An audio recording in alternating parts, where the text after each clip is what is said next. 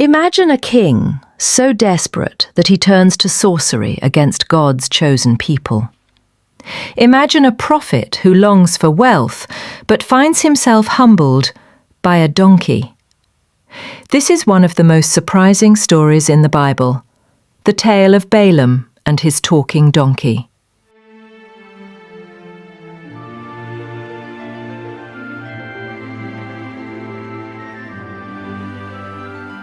The land of Moab was trembling.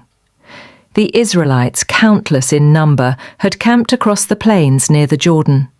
Their tents spread like seas of white under the desert sun. Rumours of their victories echoed through the nations. Amorites defeated, kings overthrown, giants crushed. Wherever Israel marched, their God went before them. King Balak, son of Zippor, stood on his high walls gazing out at the horizon. His face was pale. His advisers whispered in fear. King Balak clenched his fists and cried, "This horde will lick up everything around us, as an ox licks up the grass of the field." He knew his army could not withstand them, but perhaps a curse could weaken them. Perhaps the power of dark words could unravel what their God had built. And so Balak sent emissaries, laden with gifts of gold and silver, to summon a famous seer, Balaam, son of Beor, a man whose blessings and curses were said to shape destinies. Far away in the land of Pethor, Balaam received the Moabite princes. Dusty travellers bowed before him, presenting treasures.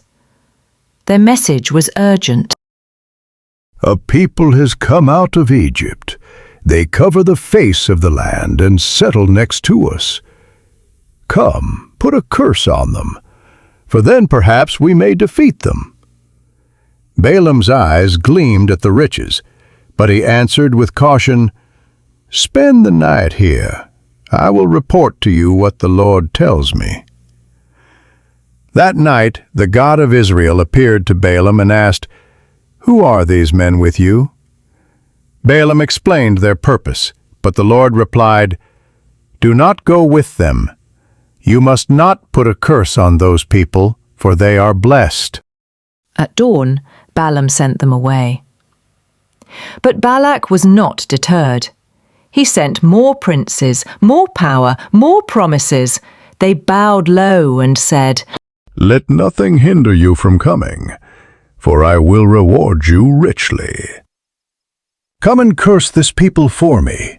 Balaam answered with grand words, yet his heart betrayed him. He said, "Even if Balak gave me his palace filled with silver and gold, I could not do anything beyond the command of the Lord my God." Yet that night he sought the Lord again, as though hoping for a different answer. And God said, "Go with them, but do only what I tell you." At dawn Balaam saddled his donkey, eager to set out. The Moabite princes traveled with him. But though God permitted him to go, his anger burned, for Balaam's heart leaned toward greed. So the angel of the Lord stood in the road with a drawn sword. Balaam did not see, but the donkey did. The donkey's first encounter with the angel. On an open road, the donkey turned aside into a field. Balaam, humiliated before the princes, struck her with his staff. Second encounter. In a narrow vineyard path with walls on either side, the donkey pressed against the wall, crushing Balaam's foot. Enraged, Balaam beat her again. Third encounter. In a place so narrow there was no room to turn, the donkey saw the angel and lay down under Balaam. Humiliated, Balaam flew into a rage. He struck her with all his might. And then the impossible happened. Then the Lord opened the donkey's mouth, and she said to Balaam, "What have I done to you that you have struck me these 3 times?" Balaam, blinded by fury, shouted back, never pausing to question the miracle of a talking donkey, "You have made a fool of me!" If I had a sword in my hand, I would kill you right now." The donkey replied, "Am I not your donkey, which you have always ridden, to this day?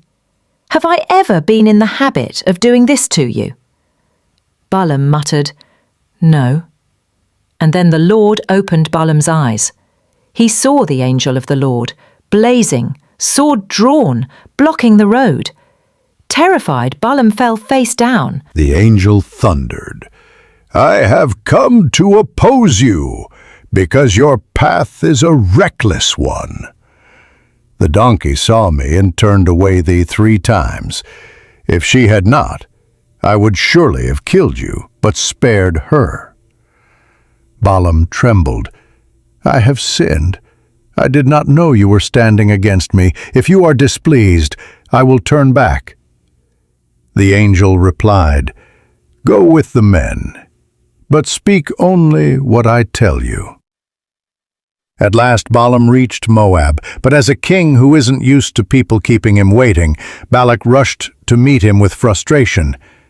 "Did I not send for you urgently? Why didn't you come? Am I not able to reward you?" But Balaam lifted his hand and said, "I cannot say whatever I please. I must speak only what God puts in my mouth." Balak led Balaam to the high places overlooking Israel's camp. Sacrifices were made. The king waited eagerly for curses, but instead a blessing came forth.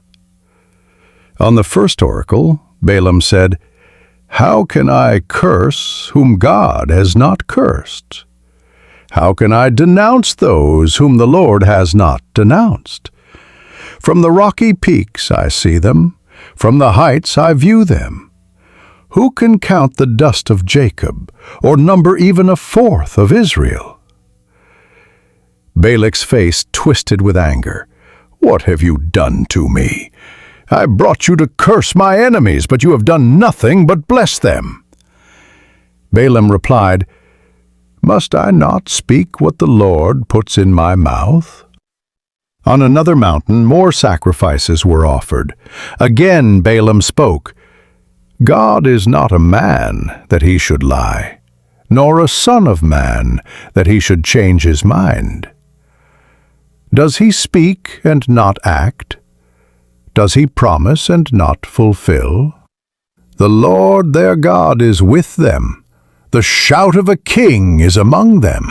Balak stomped his feet. "Neither curse them at all, nor bless them at all."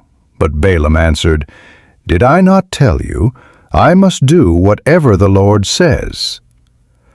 From yet another vantage point, Balaam gazed upon the tents of Israel.